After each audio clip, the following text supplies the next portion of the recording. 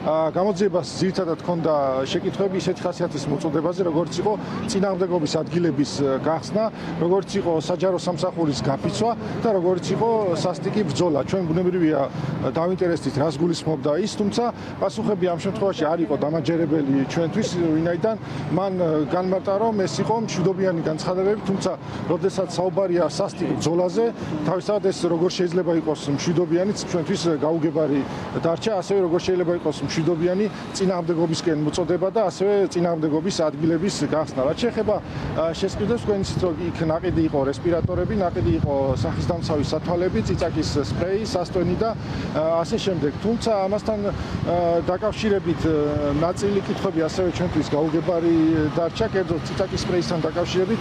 მან აღნიშნა, რომ წიწაკის სპრეი იყიდა 2020-დან 23 წლამდე არსებულ რაღაც კონკრეტულ საფრთხესთან დაკავშირებით, თუმცა რატომ მაინც ერთი წლის შემდგომ და აქციის მიმდინარეობის დროს შეიძინა ეს წიწაკის სპრეი, აქ არადამაჯერებელი იყო მისი პასუხი, ხოლო რაც შეეხება დანარჩენ ნივთებს, აქ არც უარყო, რომ ის მონაწილეობდა აქციებში, მის თანამშრომლები მონაწილეობდნენ აქციებში და იყენებდნენ ამ ნივთებს, ნაწილი მონიტორინგის დროს და ნაწილს ასევე მონაწილეობის დროს თავად.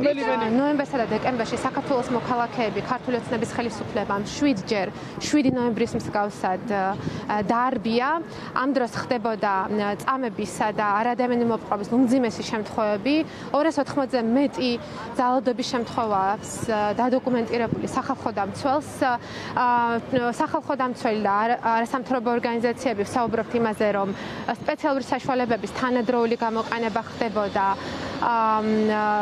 მიჯრით და არც ერთხელ მხოლოდ ერთი შემთხვევის გარდა პოლიცია მოქალაქეები არც კი გააფრთხილა შეკრებების დაშლის შესახებ.